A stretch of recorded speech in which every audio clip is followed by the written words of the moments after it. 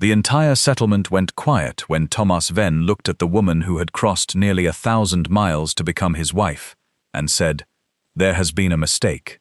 Miriam Lorne stood alone beside the mountain station, with one small trunk at her feet, and her late mother's embroidered shawl wrapped around her broad shoulders. Snow had begun to gather in the dark braids pinned beneath her hat. Her heavy arms rested at her sides, and her round, expressive face remained calm, though every eye in the village had turned toward her.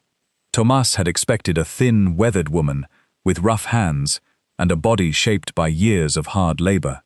Instead, Miriam was visibly large and soft, dressed in a deep green traveling gown and ivory gloves that had once belonged to her mother.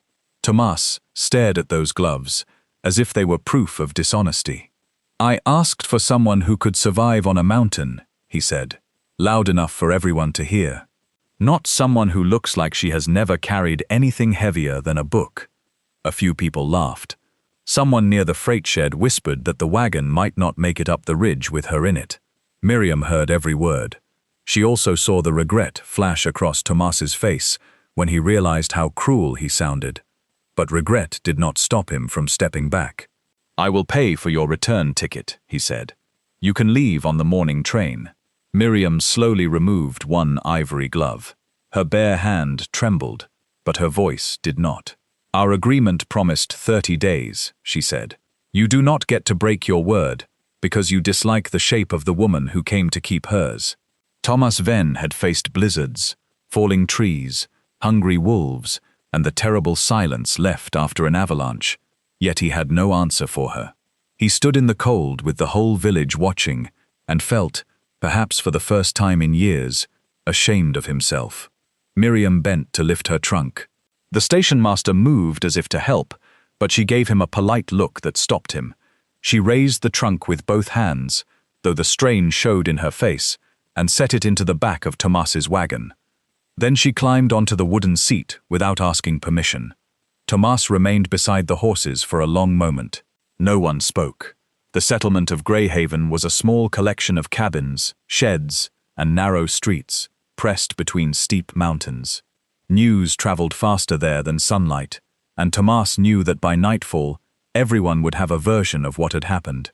Most would not remember that he had written to Miriam for months. They would not remember that he had described himself as lonely, honest, and desperate to save the land his family had owned for 3 generations. They would remember only the large woman in the ivory gloves and the mountain man who had rejected her before she could even step off the platform. He climbed onto the wagon and took the reins. "The road is rough," he said without looking at her. "I assumed mountains were not smooth." Her answer was quiet, but something in it made the station master cough to hide a laugh. Tomas clicked his tongue at the horses, and the wagon rolled away from the station. Miriam kept her eyes forward as Greyhaven passed around them. She noticed everything. She noticed the bank with its fresh paint and polished brass sign. She noticed a land office beside it, though the village seemed too small to need one. She noticed men standing outside the general store, who stopped talking when the wagon came near. She noticed a woman in a blue bonnet look at her with pity, then quickly look away. Miriam had lived among people who believed a soft body meant a soft mind. She knew the shape of judgment before a word was spoken. The road climbed beyond the settlement and narrowed between pine trees.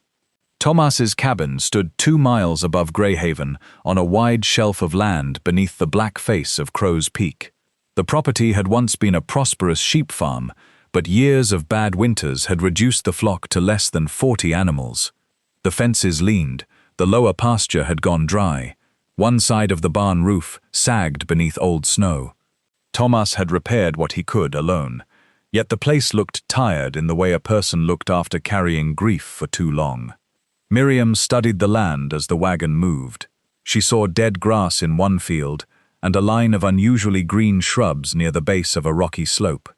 She saw an old stone channel half buried in mud. She saw survey stakes along the western edge of the property, though Tomas had not mentioned selling any land.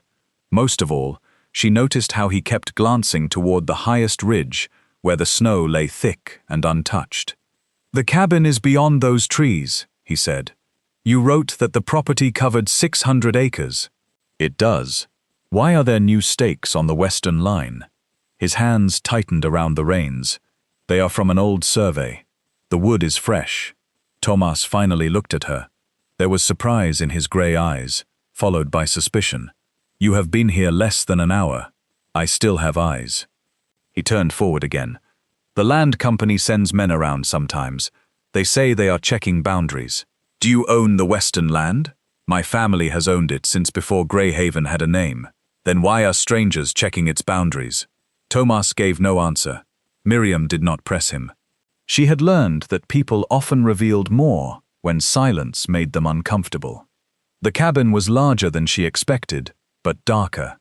Heavy beams crossed the ceiling, and the stone fireplace took up most of one wall. A long wooden table stood near the kitchen, covered with tools, old letters, and unpaid bills. There were 2 bedrooms, though the door to one had been closed and locked. Tomas carried Miriam's trunk inside and placed it beside the smaller room. You can sleep there, he said. I will use the loft. Our letters said nothing about separate rooms.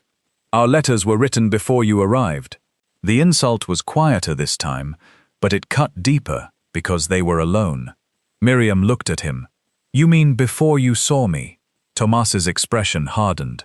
I mean before I understood the situation. The situation is that you invited a woman here because you needed help, companionship, and perhaps a wife. The woman arrived, and you decided her body made her useless. I did not say useless. You said there had been a mistake. I need someone who can work. I have worked since I was 13, not this kind of work. You know nothing about the kind of work I have done. I know your hands. Miriam looked down at the ivory glove she had replaced during the ride. These belonged to my mother. Tomas's mouth opened, then closed. She wore them when she married my father, Miriam continued. I put them on this morning because I had no one left to stand beside me. I thought carrying something of hers might help. Tomas looked away. Miriam felt the control she had held since the station begin to slip. Grief had followed her across every mile of the journey. She had buried both parents within 11 months. Her father's illness had consumed their savings. Her mother's death had taken what little sense of home remained. Creditors had taken the house, the furniture, and nearly all of her books. She had answered Tomas's advertisement because his letters had seemed steady and kind. He had asked about her ideas, her education, and the way she believed a household should be run. He had written that loneliness could make even a strong person lose hope. Miriam had believed him because she understood.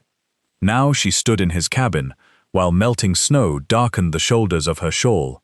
She wanted to cry, but she would not let him see it. I will honor the 30 days, Tomas said. You can stay until the next monthly supply train. I will give you enough money to return east. Miriam lifted her chin. And during those 30 days, you may do as you please. No, that was not our agreement.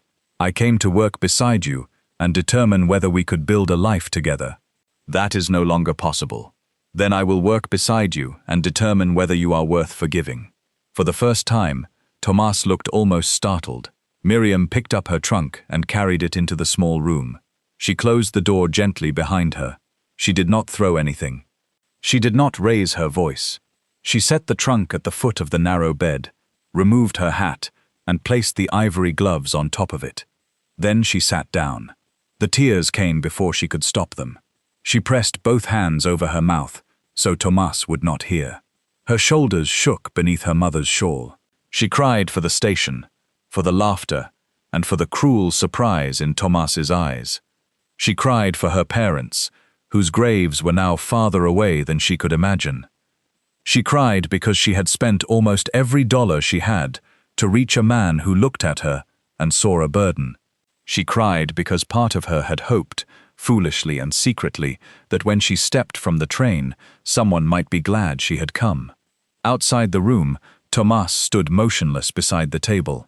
The walls were thick, but not thick enough. He heard the small, broken sounds she tried to hide. Each one landed harder than any accusation. He looked at the pile of letters on the table, all written in her steady hand. He remembered the comfort he had taken from them during long winter nights. Miriam had made him laugh once by describing a city councilman who had argued for 20 minutes without realizing his notes were upside down. She had asked thoughtful questions about the farm. She had even sent him a simple plan for preserving root vegetables through the cold season. He had imagined her many times, though he had never admitted it. In his mind, she had been narrow, strong, sun-browned and practical. He had imagined someone who would fit easily into the hard shape of his life. When she stepped from the train, soft and elegant and larger than he expected, fear had struck him before reason could. He had thought of winter rations, steep trails, and all the work one person had to do when another could not. He had thought of the avalanche that took his brother, Jacob, and of the terrible weight of carrying Jacob's body down the mountain.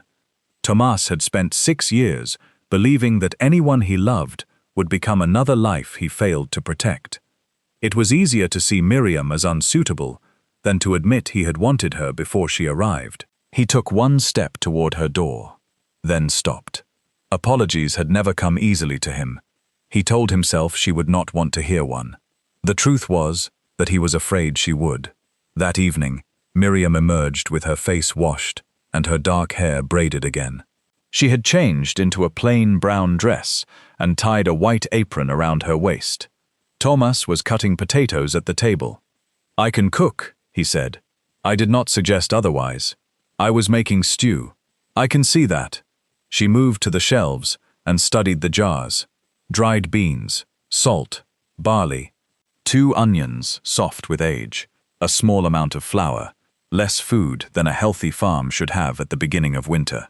"How many sheep remain?" she asked. 38. "How many did you have last year?" 71. "What happened?" "Fever took some. I sold the rest. To pay the bank." The knife stopped against the cutting board. Miriam turned. "Your letters said the farm was struggling. You did not say it was close to being lost." "It is not being lost. The notices on your table say otherwise. You went through my papers. They were spread beside the salt. That does not give you the right." "No, but the agreement you signed does." Tomas frowned. "What are you talking about?" Miriam crossed the room and opened her trunk. From beneath folded clothing, she took a leather document case. She pulled out 2 copies of their written agreement. "You asked for a wife who could help manage this property. I asked for a trial period, so neither of us would be trapped by a decision made through letters. You agreed that during those 30 days, I would have full access to the household accounts, farm records, and legal notices. I thought that meant after we married. The document does not say that. I did not expect you to arrive ready to inspect my books. I did not expect you to reject me in front of a freight shed. We are both disappointed." Tomas stared at her for several seconds. Miriam held his gaze. At last, he set down the knife. "The bank says I owe $900 by the end of the month," he said. "There were repairs after the spring flood. Then the flock got sick. I borrowed against the western pasture. The entire western pasture. 80 acres. The notice says 160. His head turned sharply. "What?" Miriam brought the paper to him and pointed at the legal description.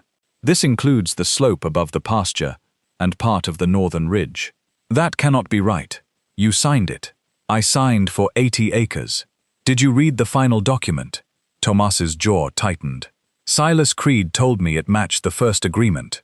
"Silas Creed is the banker." "Yes." "And who witnessed the signature?" "Elias Vale." "The owner of the land office?" Tomas looked at her more carefully. "How did you know that?" "His name is painted above the door beside the bank." He rubbed a hand over his face. "Elias has helped my family for years. He handled the papers after my father died. Helpful men do not usually change the size of collateral without mentioning it. You are making accusations after looking at one page. I am asking why a debt secured by 80 acres appears to place twice that amount at risk." Tomas pushed the notice away. "Because I made a mistake." "Perhaps. You think Creed and Vale are working together. I think we should not decide anything until we understand the papers." "We?" Miriam's expression became still. "For 30 days. The words seemed to settle between them. Tomas gave a small nod. They ate the stew in near silence. Miriam did not take a small serving to make him comfortable. She filled her bowl and ate slowly, because the climb and the cold had left her hungry. Tomas noticed but said nothing. Shame rose in him again as he remembered the thought that had crossed his mind at the station. He had worried about feeding her. Now he watched her break one piece of bread in half and save the second piece for morning. After supper, Miriam gathered the papers from the table. "Where are the older property records?" "In the locked room." "What is in there?" Tomas went very still. Miriam waited. "My brother's things," he said at last. The hardness in his voice told her the subject was not merely private, but painful. "I will not enter without your permission." "Good, but if the land records are inside, we will need them." "Not tonight," she nodded. "Not tonight." The next morning began before sunrise. Tomas expected Miriam to sleep late after the journey. Instead, he found her in the kitchen at first light. Her sleeves rolled above her heavy forearms as she kneaded bread dough. "You used the last of the flour," he said. "I used half. The rest is in the blue jar." He checked. She was right. "There is coffee," she added. "It is weak because your supply is low.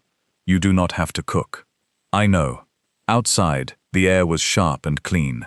Miriam changed into a thick wool skirt, a work jacket, and heavy boots she had brought from the city. Tomas glanced at the boots. "I was raised on a farm until I was 12, she said. "You never mentioned that. You never asked." He handed her a pair of leather gloves. "The barn is cold."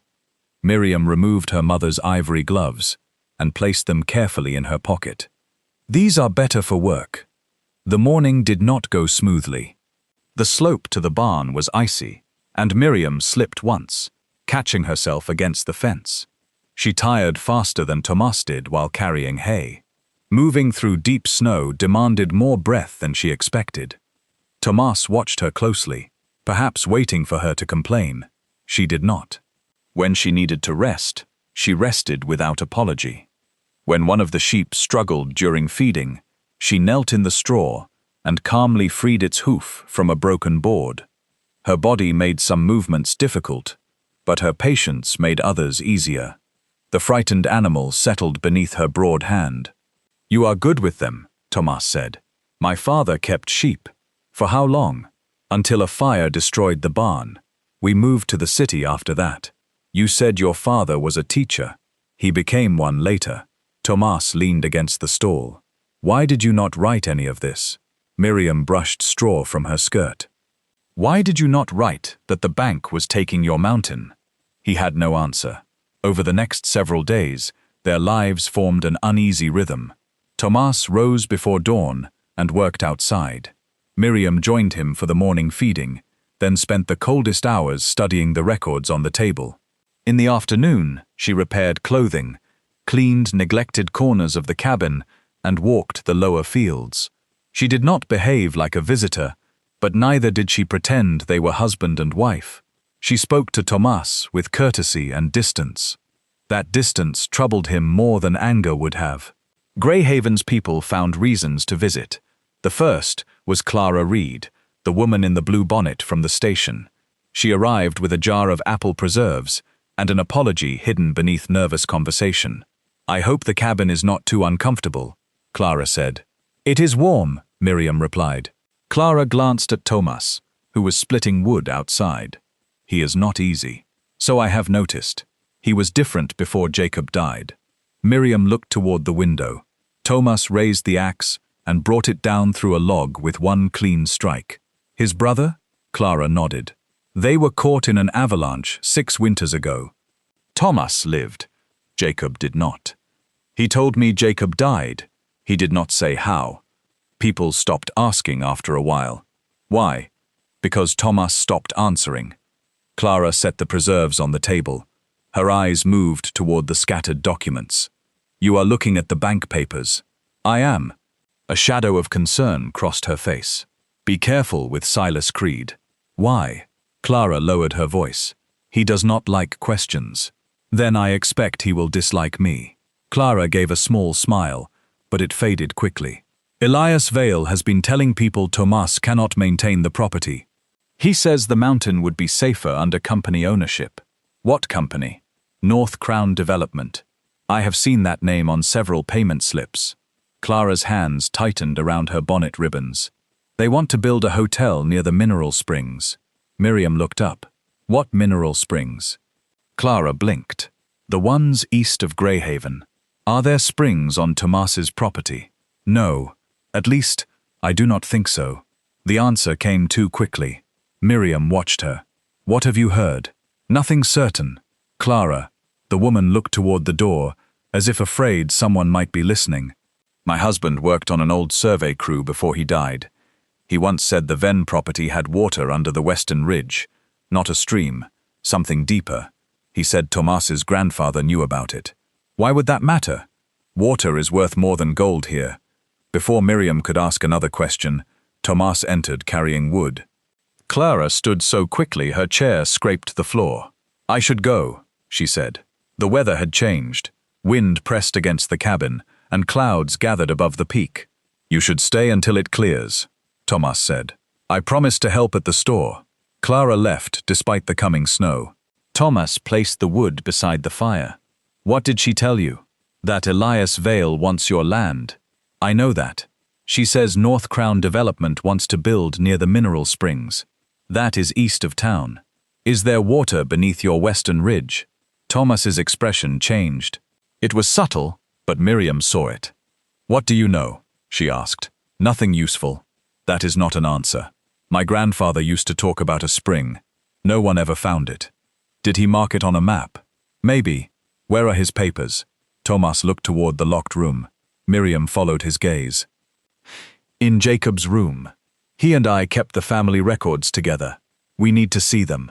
No. You may lose the property in less than 3 weeks. I said no. Miriam rose from the table. I understand that the room is painful for you. You do not understand anything about it. No, because you refuse to speak. I do not owe you my grief, and I do not owe you rescue. The words struck them both. Tomas's face hardened, but Miriam continued. You brought me here because you wanted a partner. Then you decided I was not one before I had taken 3 steps into your village. Fine. You do not have to love me. You do not even have to like me. But you cannot ask for my help while keeping every door closed. I did not ask for your help after you arrived. No, you only signed an agreement, exchanged letters with me for 4 months, and let me spend everything I had to come here. Tomas looked at the floor. Miriam's voice softened, though tears burned behind her eyes. You are not the only person in this cabin who has buried someone. He raised his gaze. I lost my mother in March, she said. My father died the previous summer. Some mornings I still wake up thinking I hear them in the next room. Then I remember the house is gone, the room is gone, and there is no one left to call my name the way they did. So do not tell me I understand nothing about grief. Tomas stood in silence. The wind moved around the cabin with a low, lonely sound. At last, he took a key from the chain around his neck. He crossed the room and placed it on the table. I have not opened that door in 6 years, he said. Miriam did not touch the key. You should open it. His hand closed around it again. He walked to the locked room and stood there for nearly a minute. Miriam remained by the table. She did not push him. Finally, Tomas fitted the key into the lock. The room smelled of cedar, dust, and old winter air. A narrow bed stood beneath the window, still covered by a red wool blanket. A pair of boots waited beside it. Shelves held small carved animals, books, coils of rope, and a wooden box of letters. Nothing had been moved. It was not a bedroom anymore. It was a moment preserved in wood and dust. Tomas entered slowly. My mother made that blanket, he said. Jacob hated the color. Miriam stood at the doorway. He kept it. He complained about it every winter and refused to replace it. A faint smile touched Tomas's face, then vanished. He crossed to a large chest beneath the shelves. His hands shook as he opened it. Inside were rolled maps, old deeds and survey journals tied with string. This is everything, he said. Miriam came closer. May I? He nodded. They carried the records to the main room. Snow began falling outside as Miriam unrolled the oldest map across the table. The paper was yellow and brittle. Property lines had been drawn in faded ink. Near the western ridge, Tomas's grandfather had marked a blue circle and written 2 words beside it. Deep Spring. Tomas leaned over the map. I have never seen this. Look here. Miriam pointed to a narrow line leading from the circle toward the lower pasture. This may be the stone channel I noticed on the way up. That channel has been dry since I was a boy. It may have been blocked. By rock, or by someone. Tomas looked at her. Miriam opened the survey journal. Several pages had been removed near the middle. The torn edges were rough and recent compared with the aged paper. Were these missing before? She asked. I do not know. Who has entered this room? No one. Who had access to the key? Only me. Did Elias Vale ever handle these records? When my father died, I gave him the chest for a few weeks, so he could update the deed. Miriam ran a finger near the torn pages. How long ago? 8 years. Before Jacob died. Yes. She examined the journal's stitching. The pages may have been cut then, but I cannot be sure. Tomas sank into a chair. Elias was my father's friend. Perhaps he still is. You do not believe that? I believe evidence matters more than comfort. For the next 2 days, they studied the old records together. The mystery became stranger. Payments had been made from Tomas's account to a survey office in Denver, though he had never hired one. A tax notice listed a parcel number that did not match the number on the original deed. The bank loan carried an interest charge that appeared twice under different names. None of the mistakes alone proved a crime. Together, they formed a pattern. Someone had been increasing Tomas's debt while changing the legal description of his land. Someone had also removed the pages describing the spring. Miriam made careful notes in a small black book. Tomas watched her work. She read every line twice, sometimes 3 times. When numbers failed to match, she did not become excited. She became quieter. Her brown eyes sharpened, and she tapped one finger against the table until she understood the problem. You enjoy this, Tomas said. I enjoy finding the truth. Even when it is ugly, especially then. He sat across from her, holding a cup of coffee. Why? Miriam considered the question. Because ugly truths can be faced. A lie cannot be fought until someone sees it. Tomas thought of the lies he had told himself. Miriam would not last here. Miriam was not what he needed. Miriam's body made her weak. Each belief had allowed him to avoid the simpler truth that he had been afraid. That afternoon, they followed the old map to the western ridge. Snow covered the pasture, but the line of green shrubs remained visible near the rocks. Tomas carried a shovel and iron bar. Miriam carried the map beneath her coat. The channel should begin near that ledge, she said. Tomas broke through the snow and frozen soil. Beneath it, they found flat stones arranged in a narrow trench. This was built, Miriam said. My grandfather must have done it. They followed the stones uphill until they reached a wall of loose rock beneath the ridge. Tomas pushed the iron bar between 2 boulders. This whole section came down years ago, he said. An accident. Maybe. He looked around. No trees grew where the stones had fallen. The rock face above showed no clear path of a natural slide. Miriam crouched and brushed snow from a dark object half buried beside the wall. It was a rusted metal cap connected to a narrow pipe. This is not old enough to belong to your grandfather, she said. Tomas examined it. It might be 20 years old. Could it have been used to test water? Yes. Then someone found the spring. A sound came from the trees. Tomas turned quickly. A man stood at the edge of the pasture, watching them. He wore a gray coat and a low black hat. When he saw Tomas looking, he stepped behind the trees. Who is that? Miriam whispered. Tomas started toward him, but the stranger ran. He moved quickly downhill and disappeared beyond the pines. Tomas reached for the rifle strapped across his back. No, Miriam said. He was watching us. And now he knows we saw him. That may be enough. Enough for what? To make whoever sent him nervous. Tomas looked at her as if she had suggested inviting a bear into the kitchen. You want them nervous. Nervous people make mistakes. They returned to the cabin before dark. Tomas checked the barn. the fences and every window. Miriam reviewed the papers again. That night, someone rode past the property twice.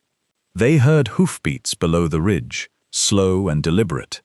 Tomas slept in a chair near the door with his rifle across his knees. Miriam found him there before dawn. The fire had burned low. His head rested against the wall, but his eyes opened as soon as she moved. "You did not sleep much," she said. "Neither did you. I am not accustomed to strangers circling the house.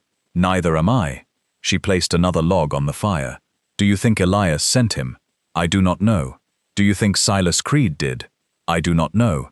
Who else wants the land? Calder Rusk, the wealthy man who owns the northern mine." Tomas nodded. "He has been buying property around Greyhaven for years. Elias handles most of the sales." "Does Rusk own North Crown Development?" "No one knows who owns it." Miriam gave him a look. Tomas understood. "You think it is him?" "I think men do not hide ownership unless being known would cost them something." Later that morning, Elias Vale arrived in a polished sleigh pulled by 2 chestnut horses. He was a handsome man in his 50s, with silver hair and the smooth manners of someone accustomed to being trusted. He carried a basket of food. "I heard Miss Lorne had arrived," he said brightly. "I wanted to welcome her properly." Tomas did not invite him inside. Elias smiled as if he had not noticed. "Greyhaven can be unkind to strangers. I hope no one has made you uncomfortable." Miriam stood behind Tomas in the doorway. "Only briefly." Tomas's shoulders stiffened. Elias glanced between them. "I brought coffee, flour, and a little sugar." "That is generous," Miriam said. "What do you want?" His smile faltered for less than a second. "Nothing." "Then the gift is even more generous." Tomas stepped aside, and Elias entered. His eyes went immediately to the table where the old map lay beneath Miriam's black notebook. "You have been studying the property," he said. "I like to understand where I live." "Of course. Though some of those records are badly outdated." "Which ones?" Elias removed his gloves. "Most land maps drawn before the territorial survey are unreliable." "What about survey journals?" "Even worse." Miriam poured coffee without offering him any. "Several pages are missing from this one." Elias looked at the journal. "Old paper falls apart." These pages were cut. His face remained pleasant, but his right hand tightened around his gloves. "You have an active imagination." "My teachers said the same thing." Tomas watched the exchange in silence. Elias turned to him. "The bank asked me to remind you that the payment date is near. Mr. Creed would prefer to avoid unpleasant action." "How kind," Miriam said. Elias's smile thinned. "The debt is a private matter." "I am part of the household agreement. You are not his wife." "No." Tomas made that very clear at the station. Tomas flinched. Elias looked toward him again, now with quiet amusement. "Then perhaps Miss Lorne should not trouble herself with matters that will not concern her after the next train." Miriam's eyes met his. "Perhaps." Elias picked up his hat. "Calder Rusk remains willing to purchase the western property. His offer would satisfy the debt and leave enough for Tomas to begin again elsewhere." "This is my home," Tomas said. "It is also a failing farm." Tomas took one step toward him. Miriam spoke before the moment could sharpen. "What does Mr. Rusk want with failing land?" Elias looked at her. "He has offered more than the bank debt," she continued. "Why?" "Land has future value." "Because of the water." The room went still.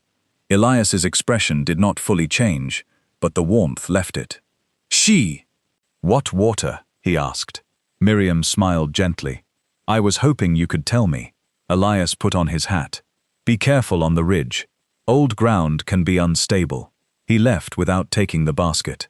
Tomas watched the sleigh disappear between the trees. "He knows." "Yes. And now he knows we know." "No, he knows we suspect." "You enjoyed that?" "A little." Despite everything, Tomas laughed. It was a brief sound, rusty from disuse. Miriam looked at him in surprise. His smile faded when he realized she was watching, but the cabin felt different afterward, as if a locked window had opened. They brought the basket to Clara Reed's house that afternoon. Miriam did not trust food offered by a nervous man with missing answers. Clara examined the flour and coffee, and found nothing unusual, though she agreed to keep them. "You frightened Elias," Clara said. "I asked him a question. In Greyhaven, that is usually enough." Clara's small home stood behind the general store. She lived alone and earned money repairing clothes. The rooms were neat but cold. While Tomas went outside to fix a loose shutter, Miriam sat with Clara near the stove. "Your husband worked on the survey crew," Miriam said. Clara's face tightened. "For a short time. Did he keep notes?" "He burned most of them." "Most?" Clara looked toward the window. "After he died, I found a letter hidden in his tool chest. I did not understand it, but it frightened me." "Why?" "It said the spring test had been successful. It also said Mr. Rusk wanted the information kept quiet until the Venn debt was large enough." Miriam leaned forward. "Do you still have the letter?" Clara's eyes filled with fear. "I should have destroyed it. Do you still have it?" "Yes." "Where?" "Hidden." Miriam reached across the table and covered Clara's hand. "No one will force you to give it to us." Clara looked at her in surprise. "But if Tomas loses his land," Miriam continued, "the people who did this will do it again to someone else. They already have." The words came out as a whisper. Clara looked down.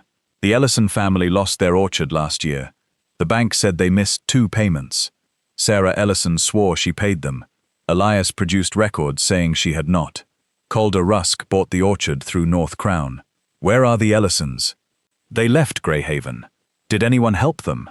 "People believed the bank." "Did you?" Clara began to cry quietly. "I was afraid." Miriam understood fear. She had lived with it in rooms full of polite people who could ruin a life with one rumor. She squeezed Clara's hand. "What was your husband's name?" "Peter." "Peter left the letter because some part of him wanted the truth found." Clara wiped her eyes. "He was not brave. Brave people are often frightened people who make one useful choice." After Tomas returned, Clara took them to the small graveyard behind the church. She knelt beside Peter Reed's stone and moved a loose rock near its base. Beneath it was a metal box wrapped in oilcloth. Inside lay a folded letter, a survey receipt, and 3 small pages covered with measurements. Tomas read the letter twice. "Calder says the Venn parcel must remain distressed until transfer. Vale has removed the spring pages from the family survey. Creed will continue the repair charges through winter. Once the note is called, North Crown takes the full western line. I did not agree to this. I only tested the water. I fear I have helped them steal a man's home." The letter was signed by Peter Reed. Tomas lowered the page. His face had gone pale. "Elias took the pages," he said. Clara nodded, tears moving down her cheeks. "Peter wanted to warn you. Then Calder came to the house. I do not know what he said, but Peter was never the same. He died 2 months later from the lung sickness." "Why did you not tell me? I thought no one would believe me." "I would have." "Would you?" Clara asked softly. "You trusted Elias with everything." Tomas looked down. Miriam took the measurements from the box. "These match the ridge." Clara wiped her face. "Will it be enough?" "Not alone," Miriam said. "Elias can claim Peter misunderstood. Creed can say the charges were errors. We need the missing survey pages or the bank's real ledger." "The bank will not hand you its ledger," Tomas said. "No, but someone in the bank may be tired of lying." The bank clerk was a young man named Daniel Pike. Miriam had noticed him at the station, standing beneath the awning and refusing to laugh when Tomas insulted her. He lived with his mother, in a narrow house near the school. Clara said Daniel handled most deposits while Silas Creed managed the loans. Miriam visited the bank the next morning alone. Tomas objected, but she insisted he would make Daniel nervous. The brass bell rang when she entered. Silas Creed stood behind a polished counter. He was a narrow man with pale eyes and carefully trimmed sideburns. Daniel worked at a desk behind him. "Miss Lorne," Silas said, "I wondered when curiosity would bring you here.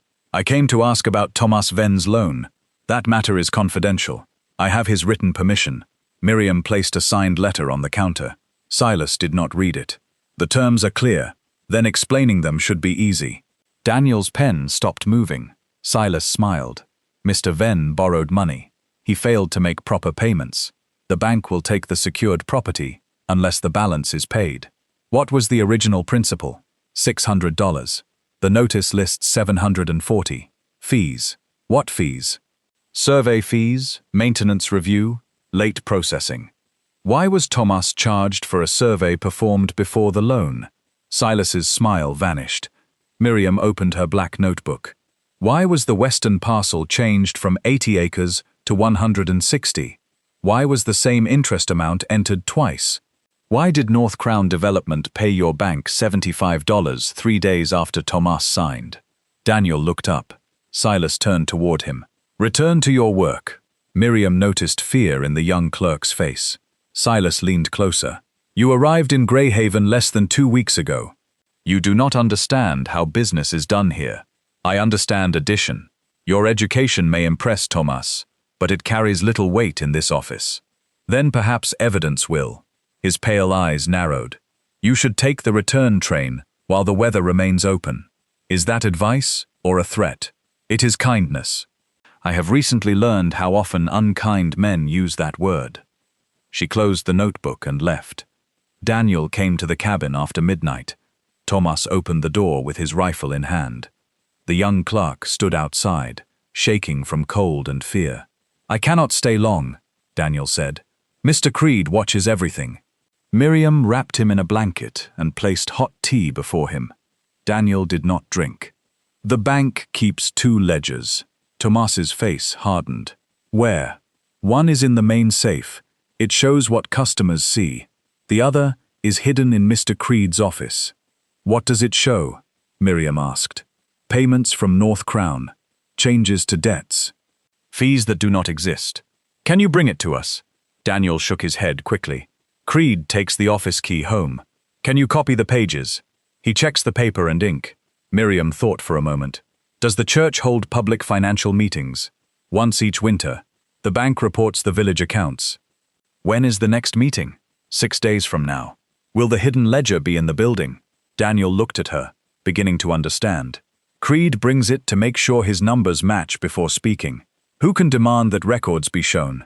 The council chairman. Who is that? Elias Vale. Tomas gave a bitter laugh. Of course. Miriam folded her hands. Then we need a reason the whole village will demand to see them.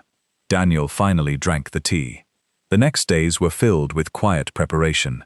Miriam copied every false charge, every changed parcel number, and every payment tied to North Crown. Tomas reopened Jacob's room and searched the chest more carefully. Behind a loose wooden panel, he found an envelope addressed in his brother's hand.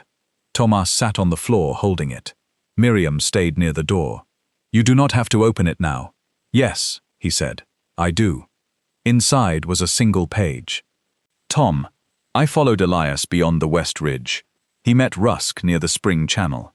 They spoke about blocking the water and forcing father to sell. I wanted to tell you, but you were already carrying too much. Tomorrow, I am going back to find the survey markers. If I am wrong, burn this and laugh at me. If I am right, trust no paper Elias gives you. The letter had been written the day before the avalanche. Tomas stopped breathing for a moment. Miriam crossed the room and knelt beside him. He went to the ridge because of this, Tomas whispered. I thought he went hunting. You could not have known. I should have gone with him. You could not have known. I found him under the snow. His voice broke. He was alive when I reached him.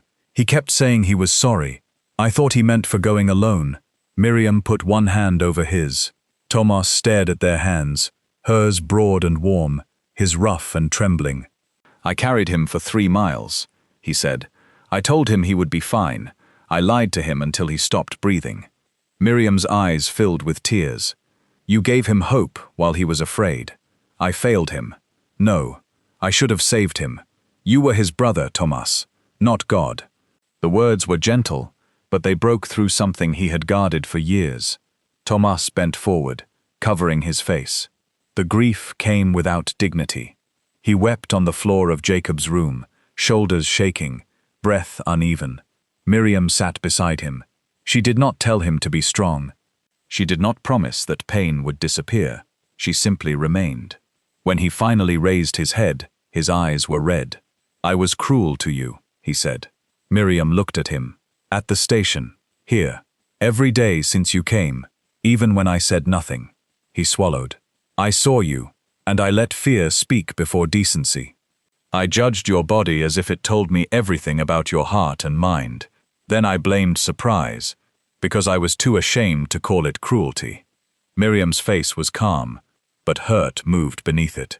I am sorry, he continued. I do not expect you to forgive me. Good, he nodded, accepting the answer. You cannot erase what happened by understanding it, she said.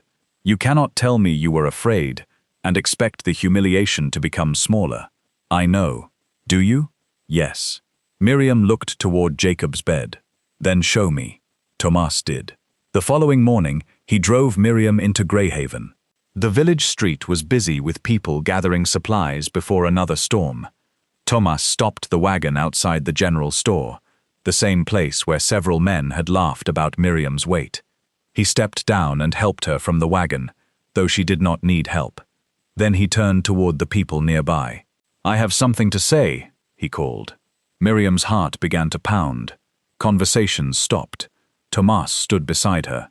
When Miriam Lorne arrived, I insulted her publicly. I judged her before I knew anything about her. What I said was cruel, foolish, and wrong.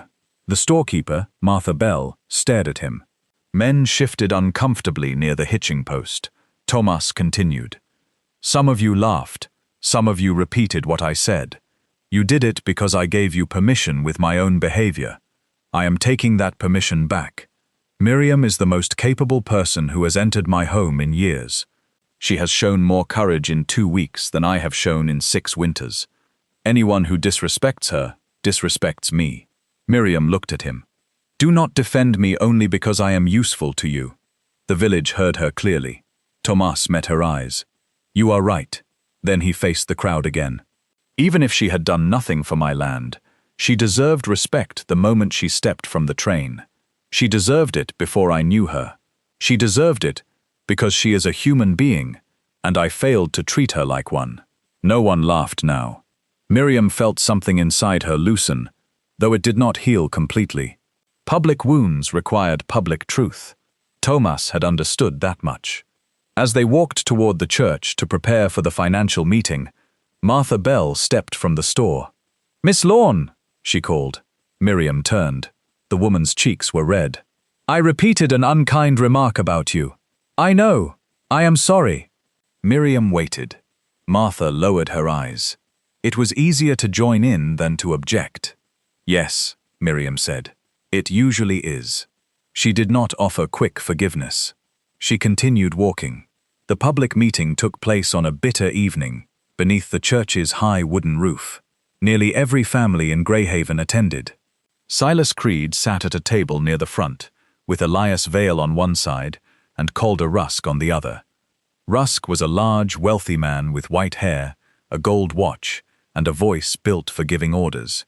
He owned the mine, several timber parcels, and half the buildings on the main street. People greeted him with the careful politeness reserved for someone who could affect their wages. Miriam sat beside Tomas, near the middle aisle. Clara Reed held Peter's letter beneath her coat. Daniel Pike stood at the back, pale but determined. The meeting began with ordinary reports. The school needed roof repairs. The winter coal supply had cost more than expected. Silas Creed read figures from the official ledger while Elias nodded. Miriam listened. When Silas finished, Elias asked whether there were questions. Miriam stood. Whispers moved through the church. I have several, she said. Elias smiled patiently. This meeting concerns village accounts, Miss Lorne, not private farm matters. The accounts are connected. How? North Crown Development has paid money into this bank while receiving property from families whose debts were altered. The room changed. People looked toward Silas. That is a serious accusation, Elias said. Yes. What proof do you have? Miriam walked to the front, carrying her black notebook and the old property map. Tomas followed with the survey journal. Clara remained seated, trembling. Miriam laid the papers on the table. Tomas Venn signed a loan secured by 80 acres. The final bank notice lists 160. The original family survey identified a spring under the western ridge. Those pages were cut from the journal after the records were given to Elias Vale. North Crown later paid the bank after the loan was issued. Calder Rusk leaned back. A woman arriving from the east with a few papers does not understand mountain property. Miriam turned toward him. You are correct that I arrived from the east. A few people smiled nervously. Rusk's face darkened. Old maps prove nothing. This letter may prove more. Clara stood. Every head turned. She walked slowly to the front and placed Peter's letter in Miriam's hand. Her voice shook, but she did not sit down. My husband tested the spring, Clara said. Calder Rusk paid for the test. Elias Vale removed the survey pages. Silas Creed increased Tomas's debt so North Crown could take the land. Calder rose. Your husband was sick and confused. He was afraid of you. He accepted my money for honest survey work, not theft. Elias lifted both hands. Everyone should remain calm. Miriam looked at him. Show us the bank's complete ledger. Silas Creed stood abruptly. There is only one ledger. Daniel Pike stepped away from the back wall. That is not true. Silas's face drained of color. Daniel walked down the aisle. There is another ledger in Mr. Creed's office. It shows the North Crown payments and the altered debts. You are dismissed, Silas snapped. No, Daniel said.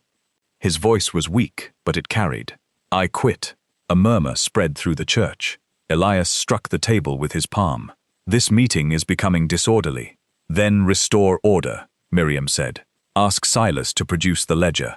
I will not entertain demands based on rumor. Miriam opened Jacob's letter. Would you entertain the words of a dead man? Tomas's hand closed into a fist at his side. Miriam read the part describing Elias's meeting with Rusk near the blocked spring. She did not dramatize it. She let Jacob's simple words fill the church.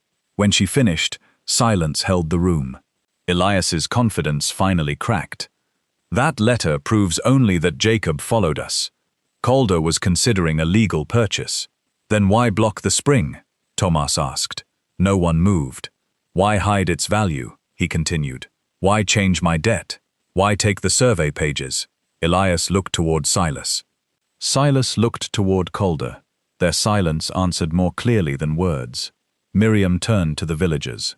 The Venn land is not the only property involved. The Ellison orchard was taken after payments disappeared. Who else has lost land through this bank? An older man near the back slowly stood. My sister lost her house. A woman beside him rose. My father's timber lot was sold after Creed said the interest doubled. Another voice came from the left side. North Crown bought our grazing parcel. The room filled with people speaking at once. Years of private shame began turning into shared anger. Elias called for silence, but no one listened.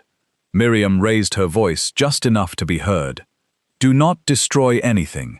Do not threaten anyone. We need the records preserved and examined.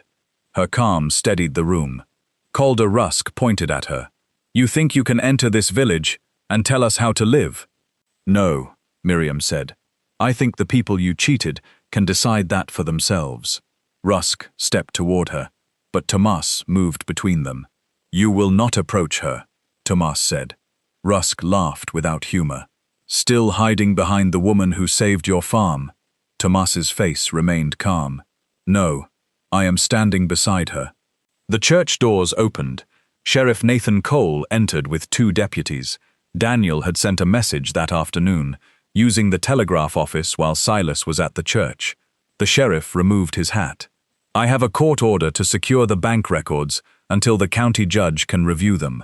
Silas Creed gripped the table. On whose complaint? Several. Daniel stepped forward. Clara did too. Then Tomas. Miriam remained where she was. The second ledger was found behind a false panel in Silas Creed's office. It contained 7 years of altered debts, secret payments and property transfers. North Crown Development belonged to Calder Rusk through 3 hidden companies. Elias Vale had prepared false surveys. Silas had changed account entries and charged invented fees. Together, They had taken farms, homes, and timberland from families too isolated or ashamed to challenge them. The investigation lasted for months, but the result began that night. The court froze North Crown's property holdings. Calder Rusk was ordered to repay stolen funds and return land where possible. Silas Creed lost the bank and faced trial for fraud. Elias Vale's records were seized, and he was removed from the village council. Families who had blamed themselves learned that their failures had been arranged by men they trusted. Tomas's debt was reduced to its true amount, less the payments the bank had hidden. The spring beneath the western ridge was legally confirmed as part of the Venn property. Yet saving the land did not solve everything. When Miriam's 30 days ended, she packed her trunk. Tomas found it near the door one cold morning. The ivory gloves rested on top. "The train comes tomorrow," she said. He stood beside the table. "I know. The road should be clear." "Yes." He looked as if he wanted to say more, but Miriam waited. She had learned the difference between a man struggling to speak and a man waiting for a woman to save him from speaking. At last, Tomas said, "You do not have to leave. That is not enough." "I know." He took a breath. "I want you to stay. Because the land still needs work." "No. Because you need someone to manage the spring contracts." "No. Because the village listens to me." "No." Miriam looked at him. "Then why?" Tomas crossed the room, but stopped several feet away, leaving space between them. "Because when you are not here, the cabin feels like it did after Jacob died," he said. "Too quiet, too closed. Because I look for you whenever I come through the door. Because I want to know what you are writing in that black book, even when I suspect it is a list of my mistakes. Because you laugh with your whole face when something truly amuses you, and I have started doing foolish things just to hear it." Miriam's eyes filled with tears, but her expression remained guarded. Tomas continued, "I love the way you think. I love your courage. I love how gently you hold frightened animals and frightened people. I love your dark hair, your brown eyes, and the way you wear your mother's shawl when you miss her." His voice became softer. "And I love you as a woman, not despite your body, not because I have learned to ignore it. I love the softness of you, the warmth of you, and the space you fill when you enter a room." Miriam looked down. "I know I hurt you," Tomas said. "I know loving you now does not erase what I did then. I am not asking you to forget it. I am asking for the chance to spend the rest of my life becoming a man who would never do it again." She wiped one tear from her cheek. "You speak beautifully when threatened with abandonment." A small, nervous smile touched his mouth. "I practiced all night."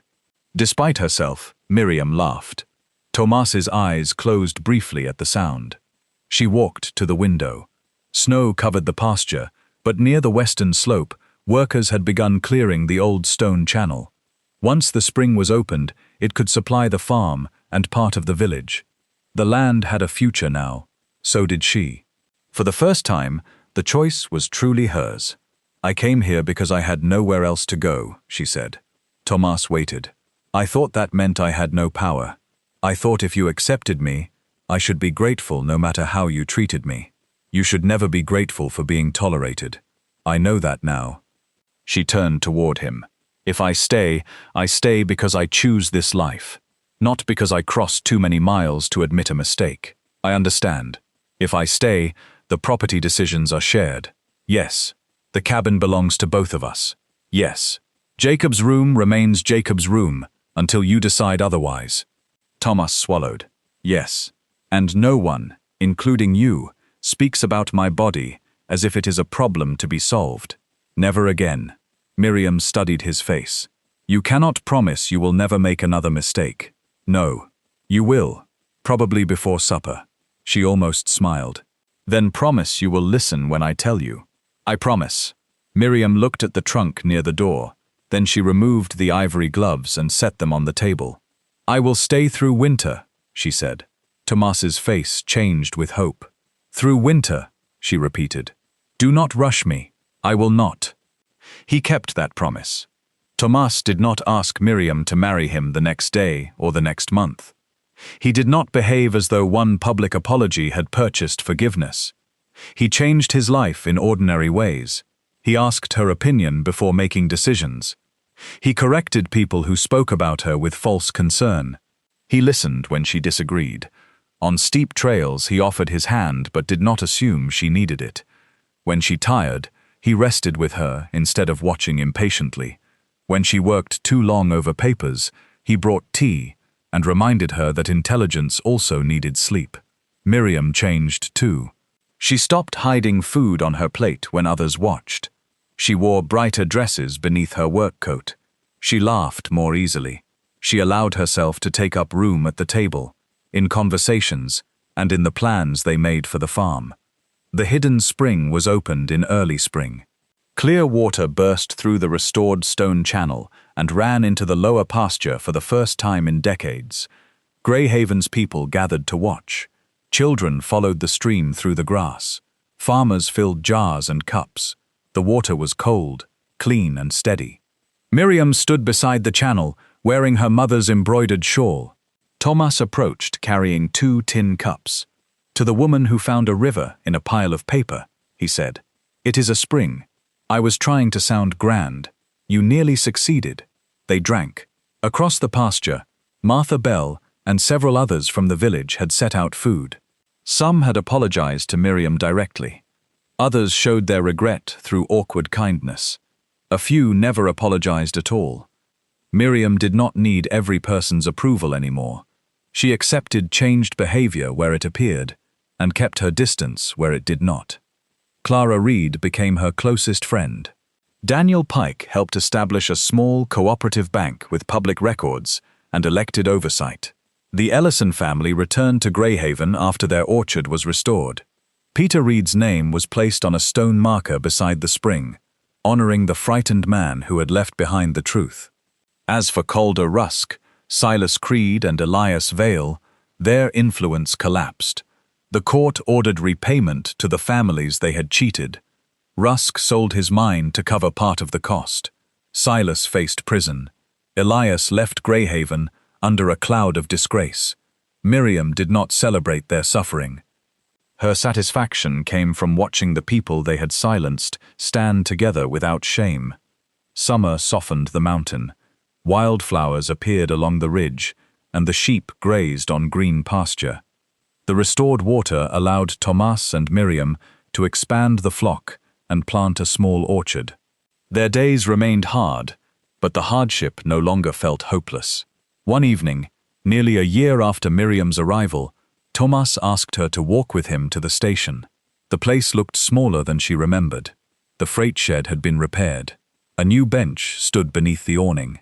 No train was expected, and the platform was empty. "Why are we here?" Miriam asked. Tomas took off his hat. "Because this is where I first failed you." Miriam's heart began to beat faster.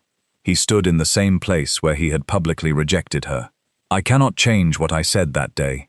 But I wanted to ask the most important question of my life, in the place where I made the worst judgment of yours." He did not kneel.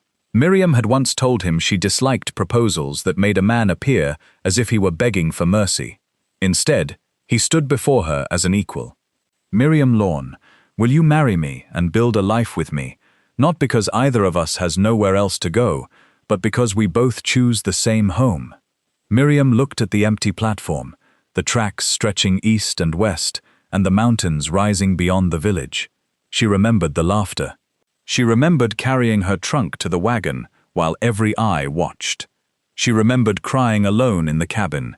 She also remembered Tomas opening Jacob's room, apologizing before the village, and learning, day by day, how to love without fear. "You forgot something," she said. Alarm crossed his face. "What? You are supposed to tell me I look beautiful." Tomas smiled. "You look beautiful, even in work boots?" "Especially in work boots. And the rest of me?" His expression became serious. "All of you."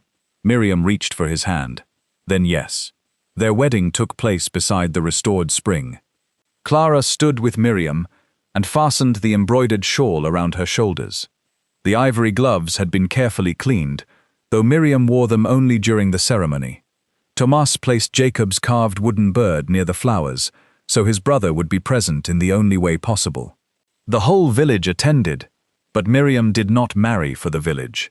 She did not marry to prove that a large woman could be loved. She did not marry because Tomas had saved her from poverty. In truth, she had saved herself long before he learned how to see her. She married him because he had changed without demanding praise for changing. She married him because he could stand beside a strong woman without needing to make her smaller. She married him because love had grown between them slowly, through truth, grief, work, and choice. Years later, travelers passing through Greyhaven often heard the story of the hidden spring and the woman who uncovered a conspiracy with an old map, a torn journal, and a stubborn refusal to leave. Some versions made Miriam sound like a grand detective. Others said she could look at a page of numbers and frighten dishonest men into confession. Children preferred the version where she marched into the bank and defeated 3 villains with nothing but a black notebook. Miriam laughed whenever she heard those stories. The truth was quieter. She had arrived carrying grief, hope, and one small trunk. She had been judged by the shape of her body before anyone asked about the shape of her mind. She had stayed, not because she lacked pride, but because she refused to let another person's cruelty decide where her journey ended. Tomas never forgot the day at the station. He did not punish himself with it forever, but he kept the memory close enough to remain humble. When strangers mocked someone for being different, Tomas was often the first to step forward. Sometimes Miriam touched his arm and handled the matter herself. She had become very good at making cruel people regret opening their mouths without raising her voice. The Venn property grew into one of the most stable farms in the region. The spring supplied water during dry seasons, and part of its flow was shared with Greyhaven under an agreement Miriam wrote herself. The document was simple, fair, and open for anyone to read. No hidden fees, no changed lines, no locked ledgers. In the old cabin, Jacob's room eventually became a library. Tomas kept the red blanket folded across the bed, but Miriam filled the shelves with books. On winter evenings, children from the village climbed the ridge to read beside the fire. Miriam taught them numbers, letters, and the useful habit of asking why. Her mother's ivory gloves remained in a glass-fronted cabinet beside the embroidered shawl. Miriam wore the shawl often, but she saved the gloves for special days. They reminded her of the woman who had taught her that gentleness was not weakness. They also reminded her of the station, though that memory no longer belonged only to humiliation. It had become the beginning of the life she chose. When Miriam and Tomas grew older, they often sat together near the stone channel and listened to the spring move through the pasture. Tomas's hair turned silver. Miriam's braids became streaked with gray. Their hands changed, but they continued to reach for each other. One evening, as the sun lowered behind Crow's Peak, Tomas looked across the land and said, "I nearly sent you away." Miriam leaned against him. "You did try. I was a fool. Yes, I am grateful you stayed." She looked at the water, the orchard and the cabin glowing in the distance. "I did not stay for you at first. I know. I stayed because I had made an agreement. I know. Then I stayed because I wanted to uncover the truth. I know. And then I stayed because the mountain became mine too." Tomas smiled. "When did you stay for me?" Miriam pretended to think. "Somewhere between your public apology and the day you burned the biscuits trying to surprise me." "I did not burn them. They could have been used as roofing stone. You ate too. I was in love." Tomas laughed, and Miriam joined him. Their voices carried across the water. The people of Greyhaven remembered Miriam Lorne for saving a mountain, exposing a lie, and refusing to be shamed out of the life she had crossed the country to claim. Tomas remembered those things too, but he also remembered smaller moments. The way she hummed while reading. The way she pressed flowers between books. The way she spoke to sheep as if they were stubborn children. The way she entered a room and filled it, not only with the softness of her broad body, but with attention, warmth, and life. In the end, the hidden spring was not the greatest treasure beneath the mountain. The greatest treasure was the truth it revealed. A body could be soft and still carry enormous strength. A wounded man could learn to love without turning fear into cruelty. A village that had betrayed its own people could be forced to look at itself and change. A woman who arrived with nothing but grief, intelligence, and an old embroidered shawl could build a home no dishonest man could take from her. Miriam had once believed respect was something others decided to give. She eventually learned that dignity existed before anyone recognized it. Tomas had once believed love meant having someone to help him survive. He learned that love was not measured by what a person could do for his land. It was measured by how fully he could see her, how honestly he could stand beside her, and how freely she could choose to remain. The mountain did not become easier. Winters still came. Fences still broke. Sheep still wandered toward danger, for reasons no reasonable person could understand. Grief still visited without warning. Yet the cabin was never again ruled by silence. It held books, muddy boots, shared decisions, deep laughter and arguments that ended in understanding.